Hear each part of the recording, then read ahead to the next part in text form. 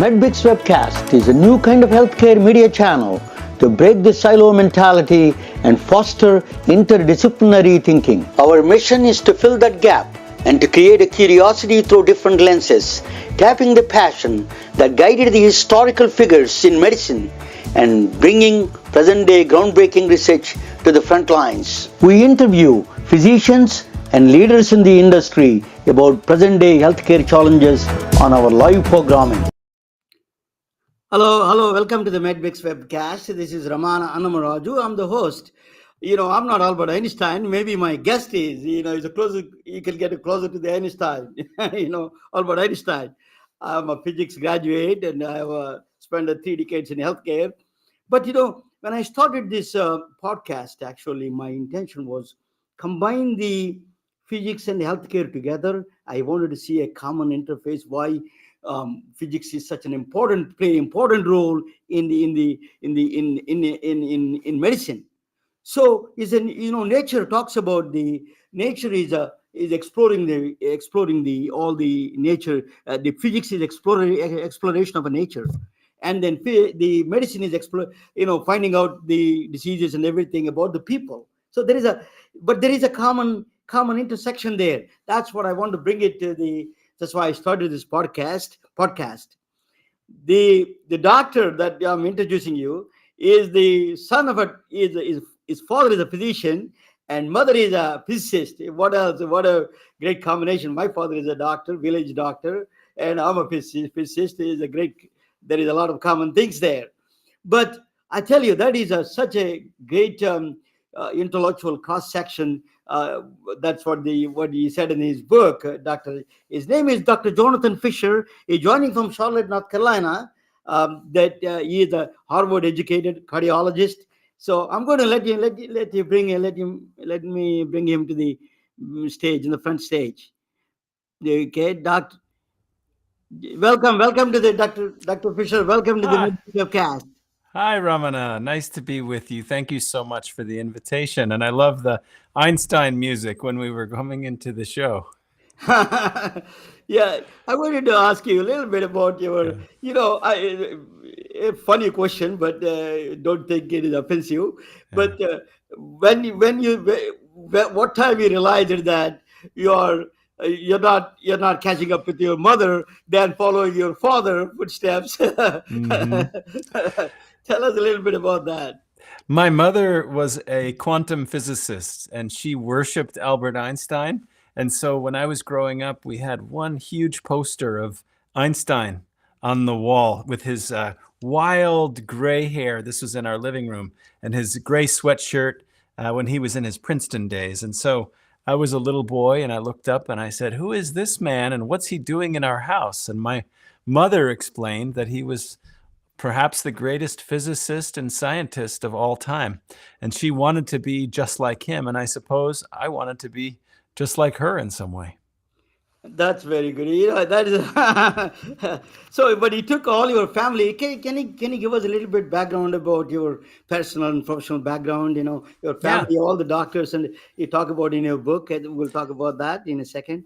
Absolutely. Do you see over here? There's a little black case. This is a doctor's bag from about 60 years ago. And my father was the town doctor for a very small town in New Jersey. And so if someone had a problem, whether it was a sprained knee or a chest pain or a pneumonia, they would call up the house and he would get in the car and drive over to their house back in the day of house calls in the 1950s and 1960s. And my mom and dad had lots of children. I'm one of 7.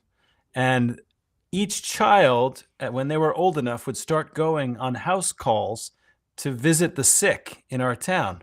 And one by one, everyone went to become a doctor after that. And I grew up with this. This was my reality. I didn't know anything else except for my mother, who was a scientist. And eventually, I made a choice as well to follow in my father's footsteps because he's a great man. Let me just, So, you followed, that the thing that I wanted to ask you about that you wrote that what inspired you to write this book, and you made extraordinary journey. Actually, before that, my Hmm. father used to carry the same bag. In fact, in the village, Ah, similar bag at least. yeah. Um, I wanted to ask you what this extraordinary journey. I interview a lot of cardiologists. They talk about all these about the heart and the structure of the heart and all Hmm. those function of the heart. But you went into the different direction. You Hmm. explored a lot of Eastern philosophies. Tell us what that journey, what it take, why it took you to that side of the Yeah. journey. Yeah, I began loving physics. My mother would stay up with me and help me with my homework, and I loved my physics teachers and doing all the experiments. And I always knew that when I was deciding on my career, I would do something with science. I didn't know what it was, and also something where I would help other people. So it was natural to become a doctor for me. But when I had to choose among the specialties, it became very clear which organ in the body was the one that was most interesting to me. And it was the one with the most physics, because the heart moves. It's constantly pumping and twisting and turning. It has an electromagnetic field that's very powerful. There's fluid dynamics, there are shear forces. And so for me, it was kind of a natural attraction there. The problem was that even as I was studying everything to know about the physical heart, I, in my training in medical school and residency, was experiencing a lot of confusion about my emotions. I felt loneliness, I felt anxiety, I felt eventually real sadness and depression, and I had no idea why. And I knew that the emotional heart was the metaphorical heart, but eventually, when I would become anxious, I would feel it in my chest, like a tightness in the chest or a quickening. And then as I was feeling that, I started seeing patients who we were doing everything right, but they were feeling symptoms in the chest caused by emotions. So the emotional heart was affecting the physical heart. And I became fascinated by this because it was affecting me and my patients. And I spent the last 10 years reading everything I could find about the other dimensions of the heart. And so now I firmly believe, after talking with 50 experts for this book in mind body medicine, that the heart has four dimensions: the physical heart, the emotional heart, the social heart, and the spiritual heart. And these used to be metaphors. Every world tradition has some role for the heart to play, whether it's Chinese or Japanese, Buddhist, Hindu, Sufi, you name it. Every world religion has a very central role of the human heart. And I became fascinated as I was on my own spiritual journey about the connection between the scientific and spiritual. Let us talk about, just you mentioned all the Hinduism and Sufism a little bit. Let us talk about that. I'm a Hindu. I grew up as a Hindu, very Orthodox Hindu family. Mm, That the Jnana Yoga is one of them that talk about the heart and everything. But mm, one religion that one, my friend got married to Iranian Sufi in Stanford. She mm, was talking about, one day she was talking about heart is the center of the Sufism. I didn't, that she tried to convince me that heart is the most important than even the brain. So mm, I ignored her and I didn't pay. I she could not convince me about that part. After reading that your book, and then I was really, came up with a different dimension for that. mm. So tell us, the Sufism, the heart is a center of the spirituality, center of the purification and everything. Yeah, So there are some religions like Sufism and the Jnana Yoga in India, in the parts of Hindu and Jewish probably. yeah. So what are these religions connection with the heart?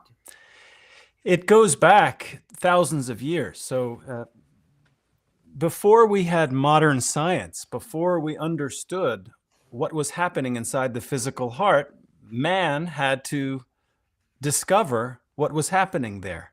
And so, whether we're talking about the Hindu gods or the Jewish god or the Christian or the Muslim god, man was trying to explain the universe by looking to this godlike force.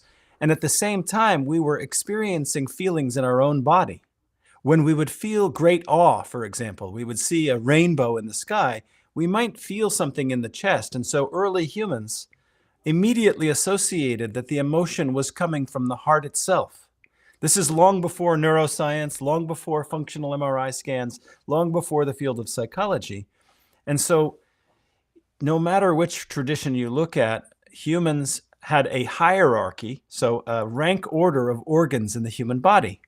And for many, many years, the heart was at the top of the hierarchy. But as early dissections were done, beginning over 2,000 years ago in Rome, the human heart was exposed, or the animal heart was exposed, and they didn't see God in there. And the scientists didn't see a spirit in there. And so Western scientists started to see the heart as purely a machine, as a mechanical pump, even though Eastern traditions, all of them, saw the heart as something much greater, including the Egyptians. When the ancient Egyptians died, the mummification process would remove all of the organs in the body, but one was placed back in the body so that it would travel into the afterlife with the one who had died, because the heart would be measured by the god Ma'at to see whether the person lived with virtue. And then skipping forward, back in the last few hundred years, neuroscience and psychology has really come into play. And with modern imaging, there has been now a preference for the brain over the heart. And so we tend to think about wisdom and information as only coming from the brain. I'm trying to make the case that we have to honor the intelligence that comes from the heart and many emotional experiences that are dependent on the beating heart itself. Dr. Fisher, I was reading your book. I'm intrigued by that. What you said is that in the book, the heart plays a very active participant in the communication with the brain. So, Hindu religion, mind is a bigger one, and actually, mind and the universal consciousness and all those things. So, what is the heart? And tell us a little. I am not that familiar with that, the communication between the, you're a cardiologist. You could explain what is the communication between the heart and a two-way communication between the heart and the brain. Can you tell us a little, expand on that one? Yeah, I can explain it. And I want to begin by saying that philosophers have wrestled for 1,000 years with a problem. And the problem is, how can we describe a connection between something we can't touch or see, like a thought or a feeling or a belief or a spirituality, and something that we can touch or see, something that has a physical property? In other words, the beating heart or electrons in the brain. And so this is known as the mind-body problem, the mind-heart problem. And one way to work around this mind-body problem is to look at the visible, measurable activity in the brain and in the heart.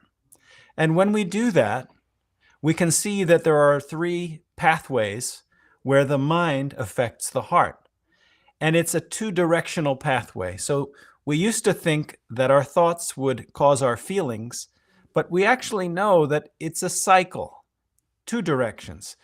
In the same way that I can have a thought of the future and start to worry and have an emotion of fear come up, I can also see something out of the corner of my eye that makes my heart beat faster. My brain notices that emotion and creates a story around it, and the brain generates fear, and then the cycle perpetuates. So there are three pathways that connect the mind and the heart. There are activities in the mind, neurochemical and electrical activities that occur, and the sympathetic and parasympathetic nervous system are activated or deactivated depending on the event. The second is there are changes in the body when we have an emotion or a belief or an attitude or a thought. Our blood vessels can either constrict or relax depending on whether we feel threatened or safe. Our heart can go faster or slower depending on whether we feel threatened or whether we feel safe and connected. Our respiratory rate. So every organ in the body has evolved to respond to emotions. And so the first step happens in the mind, the second are changes in the body, and the last connection between our thoughts and our heart have to do with our behavior.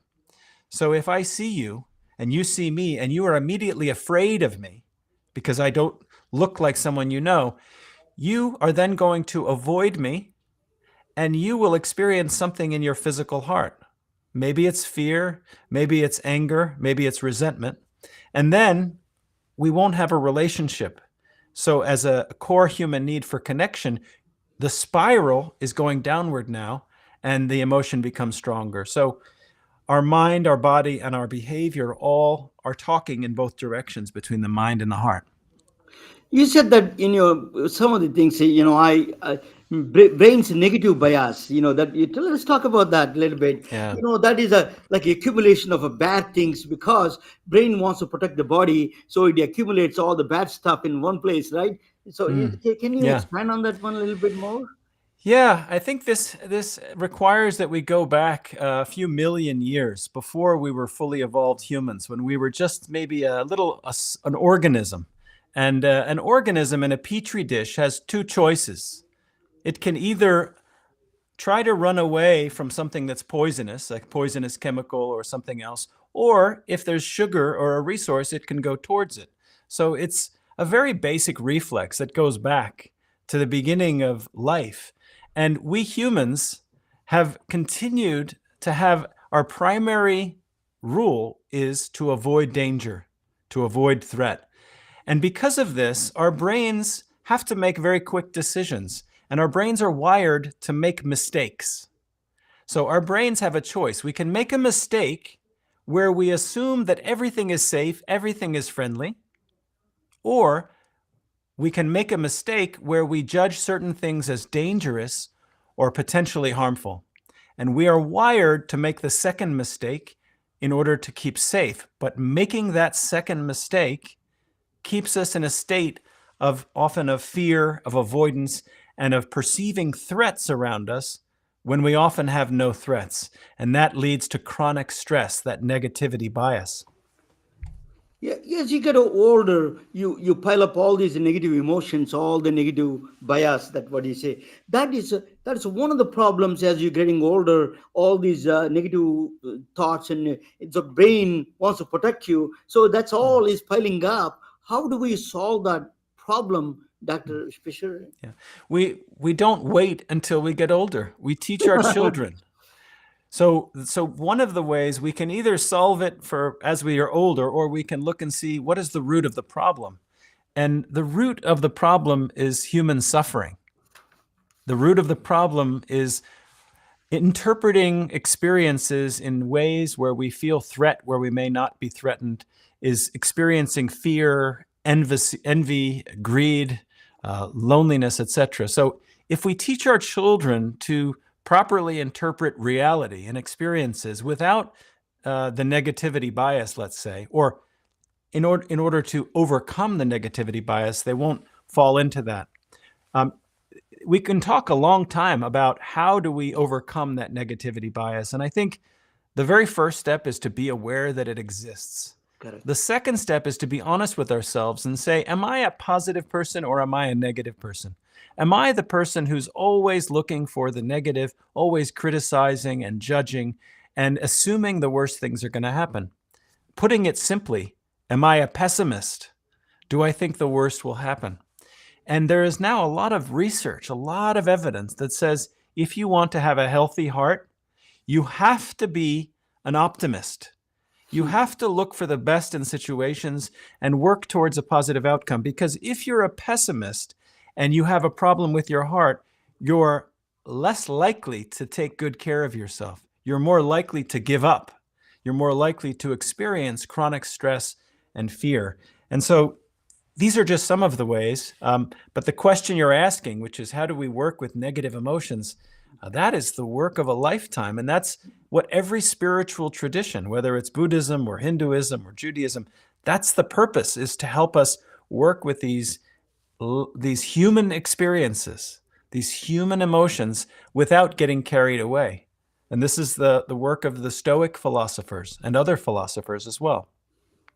So let us talk about a little bit of a structural process, that vagus nerve. You mentioned a little bit of vagus nerve. What is the role of a vagus nerve in the whole process in this brain-heart communication, Dr.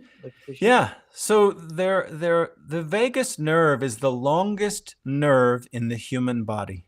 And I think it's the most important one. It's called vagus because to vagus is to wander.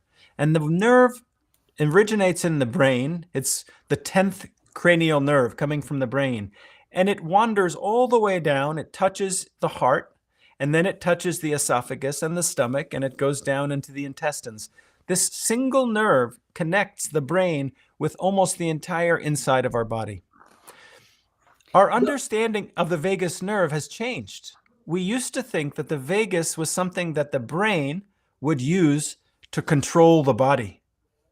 But we now know that the vagus nerve gives information from the body to the brain just as much or even more than the brain gives instructions from the vagus to the body. And we can talk a lot more about the vagus nerve and why it's so important for the heart. Yeah, that is a definitely interesting thing. So what is some mystery behind it? What is that mystery, that Vegas knows mystery? People talk about it a little bit. Is there any mystery there, or is it Mm, basically two-way communication? What kind of information, mm, if you quantify that information, what kind of mm. information this Vegas knows is sending back and forth? Yeah, so there still is a good deal of mystery around the vagus nerve. The most recent theory, which is now over 30 years old, was put forth by Dr. Stephen Porges, who said that we don't understand the vagus nerve. There is not just one vagus nerve. The vagus has two branches, as he puts it, what's called the dorsal branch or the top branch and the ventral branch. And the ventral branch of the vagus nerve, according to this theory called the polyvagal theory, is unique to mammals and primates. And this ventral branch of the vagus nerve is the main route by which you and I connect emotionally. Because when my vagus sends a signal from my brain to my heart and my body that I am safe, my heart slows down, my eyes are more open, my ears are more attuned to the different range in your voice, and I am primed to be receptive to communicate with you and you with me. But if my vagus nerve is active in a different way, if my dorsal branch, the top branch, is active instead, I am not going to be loving and open and connecting, as according to the theory. And this is still a bit of a mystery, but the theory is that I am going to almost freeze. If I'm scared, I'm going to almost freeze in my current position and not approach you because of activation of the dorsal branch of the vagus nerve. There are other factors as well.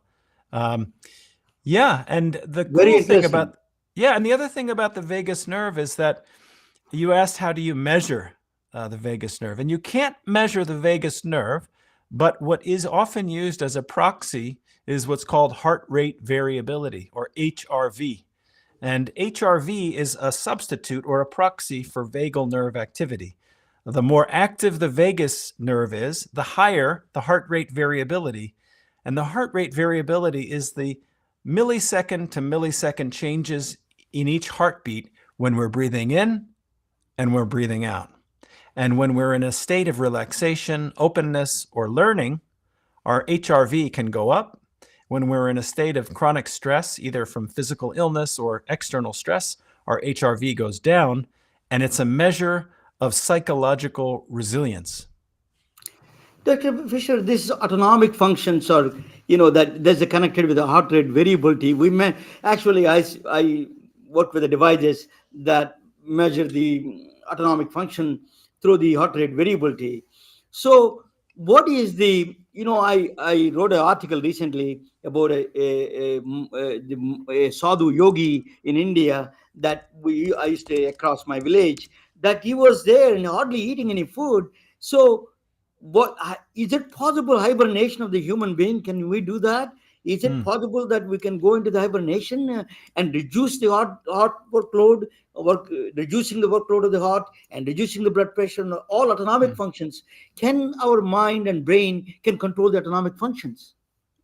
The short answer is absolutely yes. The mind and brain can influence the autonomic functions, and for many years for 1,000 years in the East, the yogis have done these practices where they slow themselves down and can be extremely still for hours or even days at a time.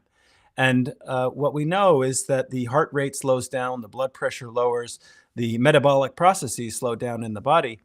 But you don't have to be a yogi sitting in a cave.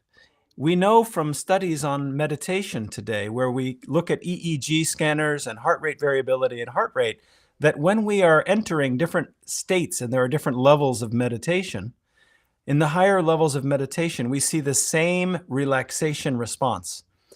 What you're calling hibernation, I mean, we're not like a bear. We're not going to be totally asleep. But if we're practicing what was called the relaxation response, it was described by Dr. Herbert Benson, a physician at Harvard, and he showed that using meditation practice and certain yogic breath practices, we can slow our metabolism and we can reduce inflammation and reduce chronic stress.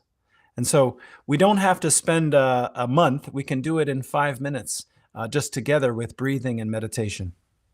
So tell us a little bit about the meditation. I'm not. I have a friend who is joining from Atlanta, Georgia. She is a very good. She's a meditation teacher. She's a close friend of mine. And Ursula Lentini, she's joining with us from Atlanta, Georgia. Ursula, welcome back. Let me bring her to the. So Ursula, welcome to the. So where is Ursula? Yeah, let me bring Ursula there. Yeah. Hey, Ursula, welcome. Thank you, Dr. Fisher. I really respect your knowledge base and the way you simplify everything. Thank you so much. Thanks, Ursula. It's so nice to meet you, and thank you for that. Yeah, Ursula was, I used to attend a Twin Hearts meditation in Atlanta, Georgia. I know her a long time. And, that's the reason I said that maybe she would be a great addition to this process. So what is the meditation effect on the body and heart and the mind? Can you expand, Dr. Fisher? So just as we laid the foundation before about these 3 pathways that connect the mind and the heart, meditation does the same thing. So there are many imaging studies now using a technique called functional MRI over the last 30 years, beginning with the work of Richie Davidson at Wisconsin, showing that there are almost a dozen different centers in the brain, and we can discuss them, which are affected when we meditate. And it's worthwhile for saying that meditation is not one thing. Meditation, there are dozens of forms of meditation. There's religious meditation, secular meditation, breath meditation, seated meditation, walking meditation. There's yoga nidra, which is a form of almost pre-sleep meditation. So I think it's important to be clear that I'm not describing one result from every type of meditation. There's also something that I practice today. I was leading a group in what's called loving kindness meditation, which is a form of heart meditation. That has different effects than mindfulness meditation. But all that being said, Ramana, the experience is when we meditate, there are changes in our mind. Typically speaking, there's a downregulation or a quieting of the limbic system, the most ancient part of our primate reflex in the amygdala and other locations. And there can actually be an upregulation in the parts of our brain that sense what's happening in our bodies, what's called interoception or visceroception. There's a region called the insular cortex in particular, which connects the midbrain and the front brain. That becomes more active and stronger in meditators, which is why if you go to leadership training in any company in the world and they're teaching emotional intelligence training, what they're really teaching is a form of meditation as the base of that. And if you look at the work of Daniel Goleman, who described emotional intelligence, before he did any of that, he was a meditator, because meditation also increases our awareness of our bodily signals. And if we do certain types like loving kindness meditation, we then strengthen the parts of our brain that are responsible for understanding other people and caring about them, the prefrontal cortex on the left side. We could talk for hours on the physiologic effects of meditation, and I'm sure Dr. Ursula can say a lot on this. Yeah. Before I give it to Ursula, let me ask you, what about how did you? I thought I was going to get off of the hot seat here. Yeah.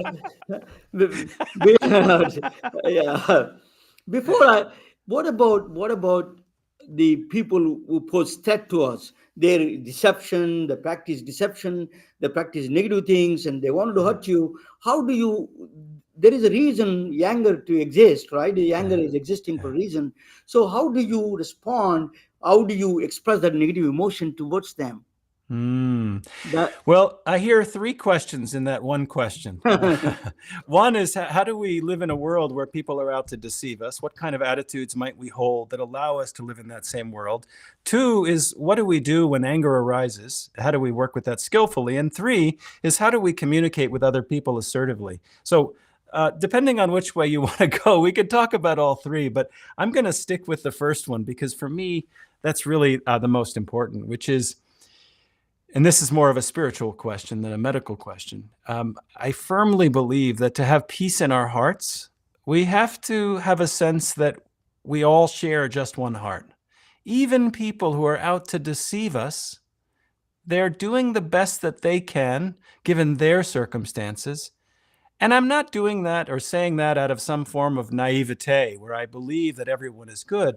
I'm choosing to have a belief about other people because it serves me and it allows me to connect with all people, eventually to love all people. Because unless I believe that, I can't love all people.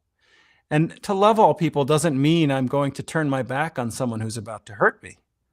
To love someone may be to set firm boundaries or to keep my distance. And so, I took this into more of a spiritual, psychological direction. We could certainly talk about anger and assertive communication, which are very, very important in order to live in this world with other people. Ursula, that's your game right now. Talk with the Ursula is one of the she's a doctor, Ursula Lentini. I know her for a long time. She's a very well read woman. I know I'm always fascinated. She's a close family friend. So Ursula, go ahead. Anything you want to talk with or questions? Yeah, it warms my heart to see the medical profession speaking my language because Ramana and I, for years, he'll say, "Oh, in quantum science and the mechanics, we have all these forums and discussions. How do you know the answers?" And I said, because I'm coming from the spiritual context and spiritual references, where truth is truth, no matter what language or how we got there. So when we're seeking peace, which I'm hearing you say, Dr. Fisher, right? Like, I'm going to choose peace over fear. Sorry to interrupt, Ursula. Can you check your microphone? It is moving. It is making a lot of noises. Oh, well, I don't know what's here. Oh, I know why. Is that better? Yeah. Okay. Yeah. Okay. Now it's good. I had my Okay. speaker in. When we're consciously choosing peace over fear, because that was basically the foundation of your primary question. It's easy to live in like you said, Dr. Fisher, we can have a first mistake of thinking everything's fine and rosy and not be afraid, or we can live in fear. And basically it's the yin yang symbol of how can we be both and be centered. So to walk in the world that is chaos and madness at the time, because we're going through a lot of shifts. Everything is a cycle. Nature has cycles. So we're doing a 2,000-year cycle, moving into the age of Aquarius, and it's going to require paradigms that have not been working to collapse. So we are fortunate enough to be in a time period where things, agreements, systems are collapsing. And the citizens, the children of these new generations are in the position to create on the fly new paradigms. But because systems like winter already knows how it behaves, so fall is like, oh my gosh, everything's falling apart. It's falling apart. And then winter's like, I got you. Don't worry. It's not death. It just looks bad. But we're doing some work behind the scenes. Ursula, still we have a problem with your microphone. Oh, I don't know why. There's a lot of noises coming out, so just can you fix that? It's going to be, so let him answer that questions and then while you're fixing the problem. Okay, I don't know what else to do. Maybe rejoin again. Just turn get it off and rejoin? Yes, please. Okay. Go ahead, Dr. Jeff. Well, I'm trying to think of where I would even pick that up. Ursula was offering her own perspective on the cosmos and cosmic psychology, and that's not my area of expertise. So I'm happy to pick up anything you'd like to. Yes, anyway, she has her own is some of the things that yeah. So another thing I wanted to ask you about the the last time I asked you, what is the research going on in the heart side? The people who get, can we do the transplantation? It is not your field, but I want to Mm. ask you, where is the status? Do you know something about it? What's going on? Yeah. Well, I mean, the newest hope is potentially what's called xenotransplantation, which is using an animal's heart and transplanting it into a human, which has been tried with a pig heart with a very brief survival.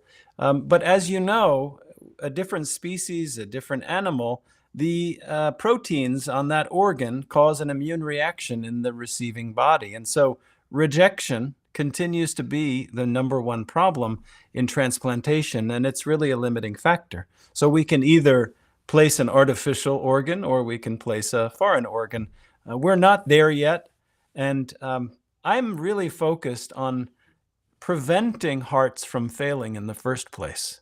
And I think we can really prevent a lot of disease of the heart, but we're missing the opportunity. And we're missing it because more than 70% of heart failure and heart disease could have been prevented by simple lifestyle choices. Lifestyle choices in terms of proper sleep, nutrition, exercise, relationships, stress management, and avoiding toxic substances. And I think those interventions are free, they're not complicated, and there are no side effects. And so this is, I think, where our healthcare system has to go. Transplantation from a pig to a human, it's a wonderful thing. There are some people who have moral and ethical issues that come up because of animal rights and these kinds of things. But I think right now the future is in prevention. Absolutely. What is the nutrition? What kind of a nutrition play a role in the prevention? The Yeah. right food, or just tell us a little bit about that, Dr. Fisher. Yeah, so I can tell you that whatever we talk about today in terms of nutrition, it's going to be proven a little bit inaccurate in a few years, because what we will find out is that we all respond a little differently to certain foods versus other foods. We have different sensitivities and reactivities. And so our genome, our genetic makeup, partly determines which foods our bodies like. But the vast majority of people, according to the research in the last 30 years, benefit from a mostly plant-based or plant-forward or plant-exclusive diet. And this is based on research from what's called the China study, work done by Dr. Dean Ornish. There are a number of researchers and studies that have shown that a plant-based diet in general is healthier for the heart than animal-based diet. In addition, we're not getting enough fiber in our diet. The typical American and Westerner maybe gets 5 grams or 10 grams of fiber a day. It's recommended to get 20 or nearly 30 grams a day in terms of our intestinal health and our heart health and other things. And then in terms of diet, we are eating too much sugar, too much processed foods. And this is because we're working against partly an addictive experience, which is something that's so sweet, it wasn't easily found a million years ago. And so nowadays, companies have found ways to package food and process it in a way that keeps us wanting more. And I struggle with this. I like my ice cream and my cookies, and it's very, very hard. And in the clinic, one of the biggest challenges right now is obesity. The epidemic of obesity is affecting 650 million people around the world. And it's rising dramatically. And it's partly because of poor nutritional choices and availability, and sedentary lifestyle, which affects 30% of all people in the world right now. So, you spoke with Dr. Jen Fisher, I think, the same last name Yeah. as yours, Yeah, and yeah. about the Deloitte well-being officer. So Yeah. let us talk about the well-being officer. Don't you think there is a need for well-being officer for all the corporations? Not only even a small company should nominate somebody well-being officer. What do you think that the transformation of that kind of process? Yes. So chapter 13 in my book, I describe a dozen leaders from around the world who lead using the wisdom of these traits of the heart that I describe in the second part of the book, including wisdom and openness and courage and warmth and empathy, all these good things. On the one hand, Ramana, I do believe that every organization now is realizing that unless they start focusing on the total well-being of the employees are going to leave and they can't get new hires. And those that are working there, if they're working so hard and they don't feel connected with their work, they start to disengage. It's like quiet quitting. And productivity goes down, and the bottom line goes down, and market share goes down unless we look at the well-being of the employee. So every successful company now is starting to measure the mental and physical and psychological and even spiritual well-being of the employee. And so Deloitte is looking at this, McKinsey's looking at this as well. And it's part of the work that I do is exactly this. I'm an executive looking at the well-being of a workforce of 38,000 employees. And we use all kinds of metrics to keep an eye and to see what we can do differently. But at the root of it, Ramana, is a much bigger problem. And this is, we are functioning in a modern capitalist system. And capitalism often drives greed. And greed is at odds with well-being. You can't be happy and greedy at the same time, at least not sustainably so. So I think there is a reckoning happening now in the Western world and the Eastern world as to how do we operate, how do we do business in a way that's, some people are calling it conscious capitalism. In other words, consciousness of our humanity and our interconnectedness and the need for human happiness at work, not just at home. Yeah. So you endorse that well-being officer. All the companies should. We have a privacy officer for the HIPAA violations and all those things. Why can't we have a well-being officer for the corporations? That is such a needed requirement. In fact, as you say, that is such an important part of it, right? Yeah. So not only is it something that I would recommend, this is something now in healthcare that is a best practice. This is a recommendation, whether it's the Surgeon General or the American Medical Association. Every healthcare system needs to have a chief well-being officer and eventually, ideally, a team whose job it is to look at the operations of the system and seeing the human factors that are causing employees disconnection, burnout, and disengagement, and to fix those operational factors so that people can come to work and feel a sense of purpose and connection. I'm in the center of technology here. Technology is a beneficial for us, and also at the same time it created a tremendous amount of pressure around the world. So tell us a little bit about what do you think of your perspective on technology's role in our advances, or what is the impediment that we are having right now? Generally, as a human being, I love technology. I think this is part of how we've advanced from being a caveman, starting with old stone tools. That was technology back then. Now technology is large language models and artificial intelligence. Generative AI is the hot topic right now. These technologies have the potential to improve human health. They also have the potential to make it worse. So technology by itself is neutral. You can use it well or poorly.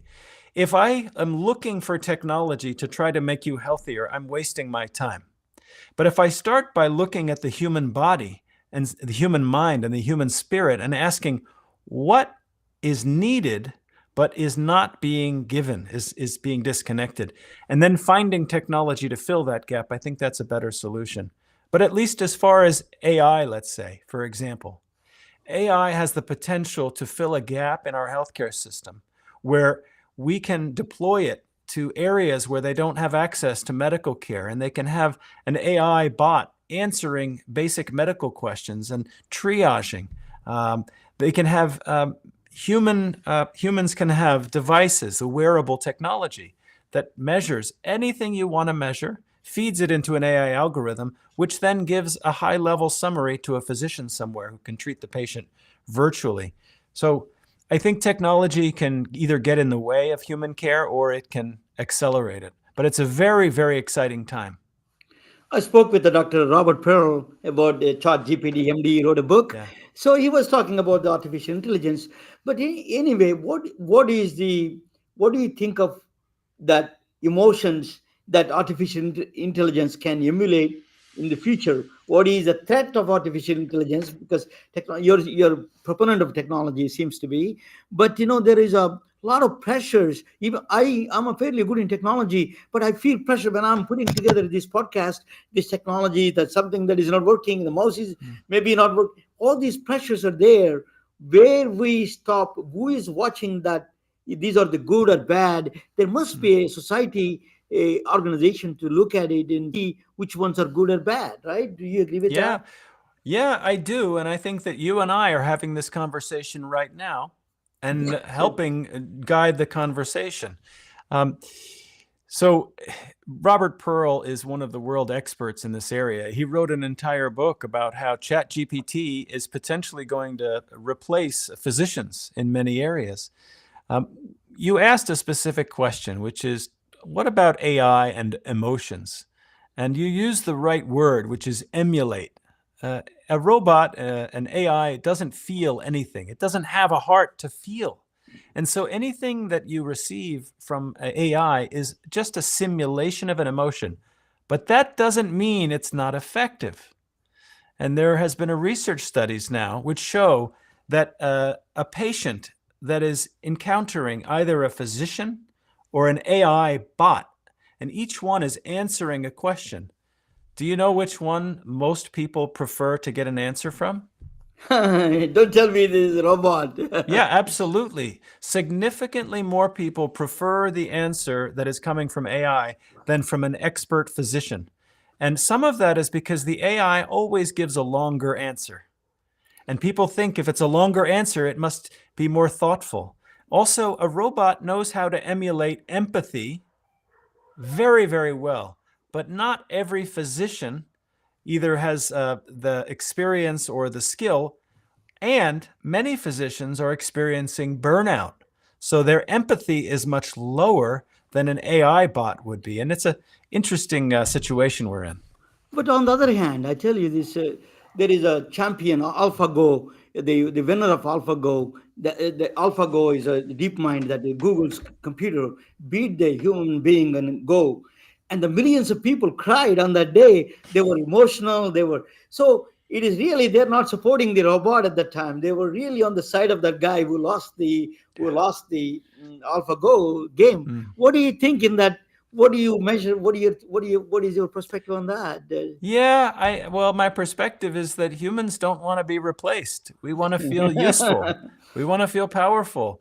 And for many reasons, unless we continue to push ourselves as humans, push our brains to their maximum capacity and use our brains to their fullest, use our full human capacity, eventually the robots that we have, whether it's whichever company it is, the technology is rapidly advancing to take over many of the jobs that humans used to do. You're talking about it. So one of the things is, in quantum physics also, more and more you study about it in the love and compassion, or the central role of you realize it even in the quantum physics. Those are the fundamentals. The Heisenberg uncertainty principle. Unless you observe it, nothing is real. Mm. So that they used to call that is Jewish physics, because the electron could be in two places same time. But now that is 70% of economy running in that one. Now you're giving a very different perspective on the heart, in the very Mm. very emotional kind of a Yeah. heart, and then you're giving abstract. But there is a very important role in the society and helping society, Mm. how it helps the individuals, how it helps the society as Yeah. in general. If you can expand that. Yeah. Yeah. I think what we're talking about now is really, for me, the most important aspect of the heart. And it applies to our physical health, our societal well-being. It applies to political divides. And this is empathy and compassion, which are the elements of having a warm heart, which is what I write about in chapter 12. How do we live with a warm heart when the world feels so cold and there's so much conflict? And the important message is number one, we all have the capacity to strengthen our empathy and compassion for others. Even someone who says, oh, I don't really care about other people, I'm too busy, we can develop the capacity. The second piece is that empathy and compassion is good for our health. Empathy and compassion and love is good for our health. Individuals who have a stronger ability to develop loving relationships with others live longer. And this has been proven in every study that's been done on human longevity, whether it's the Harvard study on human happiness or the Blue Zones research by Dan Buettner. The single predictor of how long people will live is whether they have loving relationships and a community of belonging. And there's lots of reasons for that. So now we have an argument that compassion is essential for our health and longevity, but we also have a business case. And this was made beautifully by Dr. Steven Cesiak, who is the medical director at Cooper University, and he wrote a book called Compassionomics. And he explains in this book that businesses that make compassion a core value in their organization not only have happier employees, but are more competitive in the marketplace and more successful with the bottom line. Let us start with the healthcare system itself in general. That is a purely lacking in compassion, empathy. They're dividing the patients by insurance company. They're dividing the patients by the wealth, and then if you know insurance or why we have that kind of a non-empathetic system that the healthcare practitioners in the healthcare system is a practice is doing right now. How can we change that? As an advocate for the patients, what do you do for patients like that? How do you advocate that process? Yeah. First, I have to say that while there certainly are individuals and systems where there's a lack of empathy and compassion, I've been so lucky to be in medicine for 25 years, and I've seen thousands of physicians and leaders who are guided by kindness, empathy, and compassion. And so I don't want to make any broad sweeping statements about healthcare being unkind or uncompassionate. And yet what you're talking about gets back to this fundamental problem. We are a capitalist society, and capitalism functions when there's competition. Capitalism functions when someone can take resources and amplify them. And sometimes it's not considered a win-win game. It's almost a zero-sum game. If I have to, for me to win, you have to lose. And when this happens in healthcare, we have a lot of losers. So the answer for me, and this is in my life in general, is I am not interested in fixing the whole healthcare system. No one person can do that. But if I focus on how I behave in my office and in my clinic and with my team and in my hospital and in my hospital system, this is how change happens in healthcare and anywhere else. It takes one individual, just one heart, to say, I've had enough of the system that isn't working. I'm going to try and do it differently. And so one conversation after another, I believe that's how change happens. And eventually we find leaders who are in positions of power and some authority that can make rapid changes by saying that compassion is our core value, right alongside with, let's say, profitability. Well, yeah, I'm laughing because you're actually assuming the role of a leadership right now here, and saying being a leader, you're expressing that the leadership quality that is we need that change, a fundamental change in the organizational level. That what you're saying is, even though you're saying in the individual level changes, you're professing right now organizational resistance. You're showing up here. Leaders matter for sure. Yeah, change has to happen from the grassroots, but it also has to happen from the top down. It's not an either or situation. I think we have to be open to change at all levels, and we have to inspire change. We have to make change feel good. And that's really, I think, the key of any change is we have to make people want to do it. Sometimes that means paying them more money, paying them based on how happy their employees are. Yeah. And there are other ways to motivate leaders. Let us talk about a little bit we're coming to I will bring Naomi in a minute, but I wanted to ask you about the death. people go through the process of death, that you went through a personal, in your story of your own personal story. What is your profound, my father died and mother died, and it's a very profound, right, a loved Yeah. one's effect. How do you, what is a death means to you, and what is your perspective on that, in your Yeah. person, how do you deal with it? It's a beautiful question.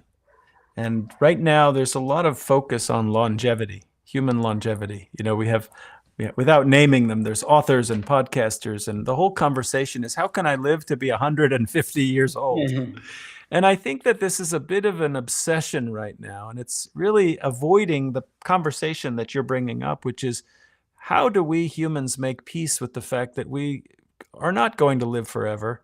Because the traditional approach, Ramana, in the West is once someone becomes old or frail, we put them away, we hide them in a nursing home somewhere, and we ignore them, and we shut them off from family, and we shut them off from friends until eventually they get sick and they die, and maybe we have a funeral, and then we move on with our lives. This is very different than traditional societies, where the grandparents live with the children who live with the grandchildren in the same house or in the same community. And when the grandparents are getting sick, they're not put in a corner. The grandchildren are taking care of them and feeding them until the day that they die. And then the family surrounds them, and they have a ritual and a ceremony saying goodbye to this life. And so I think in the West, because we have medicalized the dying process so much, we are now afraid of it and we run away from it. And it really makes it hard to get older in our society. And I think we don't do a good service of treating our elderly in this country. And there's we can do better with that. And we can start by honoring death as simply just as part of life. It's the extension of life. And in order to do that, we have to have a spiritual approach. And I don't mean religious. I mean being willing to have a philosophical conversation about what does it mean to be alive, and how do we live fully, and what part of life does death play? And I love that you brought up that conversation. It's fascinating. It is a Yeah. beautiful, the Yeah. way you said it is a beautiful. I lived in a joint family. In fact, that's now I see that is breaking up. These societies are now we are importing in the India, also importing the Western process. This is really, we have to really revisit the whole humanity, the directions. That we are having a lot of problems. You see the entire mental health of catastrophe is bigger than economic crisis now in the world. And how do we, I know you don't want to solve the entire world problem, but as you said, at individual level you can solve it and automatically Yeah. become a leader, and he solved the problem by showing them. So tell us a little bit about that, that you really touched my emotion in that sense, that how the death process is really how the older people treated in this country. I see that they're abused sometimes in the older homes. It is really sad to see. Yeah. So tell us a little bit Yeah. a little bit. I want to expand on that one more minute on that. Yeah. So you mean specifically around facing death, or around? Or people who are, how do you, personally, how do you deal with it? Suppose Yeah. I'm Yeah. going to die, and how do you Yeah. deal with a lot of cancer patients, for example? Yeah. So, from this, I learned lessons from experts in what's called palliative care. And and there are doctors who focus on being with people who are dying. One of my favorite authors and thinkers in this area of death and dying, her name is Joan Halifax. And Joan Halifax is a Buddhist nun. Okay, no, you're still there. You're still there. Sorry. Yeah, yeah, and she's a Buddhist nun. And what she says, Ramana, to answer your question is, you know, being with death requires two things. It requires a soft belly, which means a willingness to be vulnerable with someone who's experiencing death or suffering, but also a firm spine, a firm back. We can't get carried away when someone else is in the dying process and completely lose ourselves, because it's not really about us. And so there's this interesting combination that's required of being with someone who's dying. Being with dying requires we can both hold our own ground without getting washed away in grief, but at the same time, we don't close ourselves off so much that the other person can't feel our love. I'm so impressed by you, Dr. Fisher. You're really a true leader. Without naming yourself as a leader, you're truly a leader. Thank you. Naomi McFarland is from Australia. She's joining. Do you have any questions a little bit, Naomi, that you're a fan of Dr. Jonathan Fisher? Wow, first of all, I just want to say thank you very much, Romana and Jonathan. Wow, what an incredible webinar and webcast it's been so far. I guess my questions, Jonathan, one of the things just listening would be, and I'm a bit of an optimist, I suppose, with the advancements in AI. I'm actually excited about the opportunity, whereas perhaps from where doctors are sitting, they might be concerned, oh, what am I going to do with the rest of my life if AI comes in into play? But I'm actually excited about that opportunity for them. First of all, because of the burnout and so on and so forth, but also I think it's an opportunity to explore. I think it has the potential to actually take the medical profession to the next level of healthcare, and integrate, as you were talking about, with businesses and so on and so forth, with doctors and the medical professions, removed from the day-to-day kind of things What of is the what question, would happen. Naomi? What question you have, Yeah, Naomi?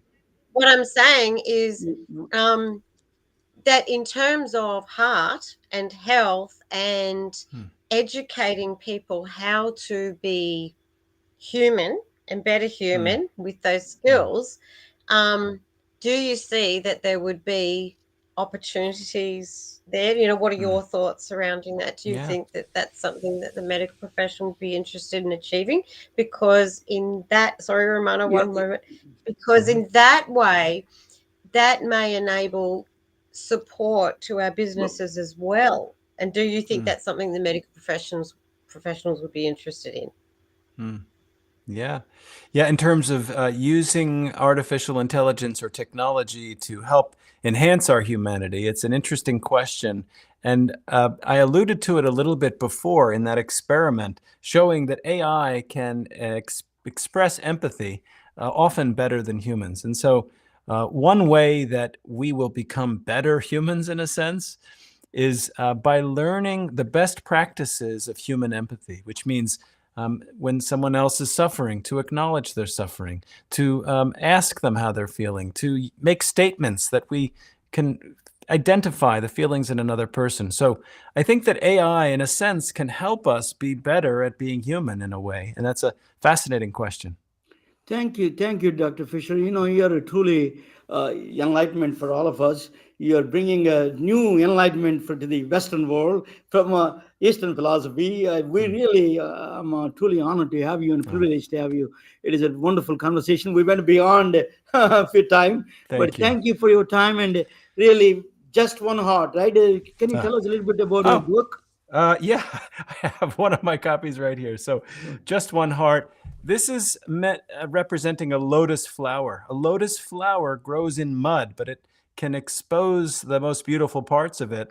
And I believe that even though a heart may go through a lot of suffering and struggle, if we nurture it with what it needs, which is connection, it can really blossom. And so Just One Heart is based in the principles of positive psychology, which is human flourishing, and how psychology affects physiology. In other words, how our thoughts, beliefs, and feelings affect the human heart itself.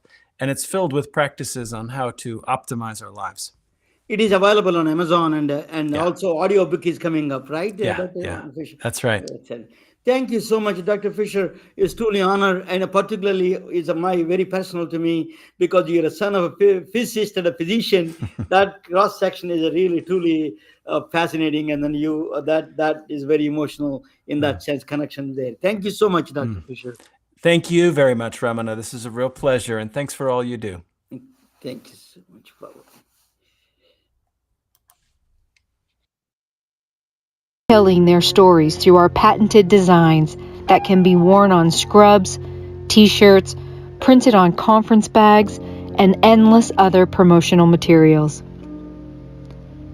Daily Wear for Medicine is the first ever of its kind to create curiosity in medicine through visual art. We at MedBricks are celebrating unsung heroes of the past who made enormous contributions to the field of medicine through our unique campaign called Daily Wear for Medicine. You can wear it, carry it, and give it.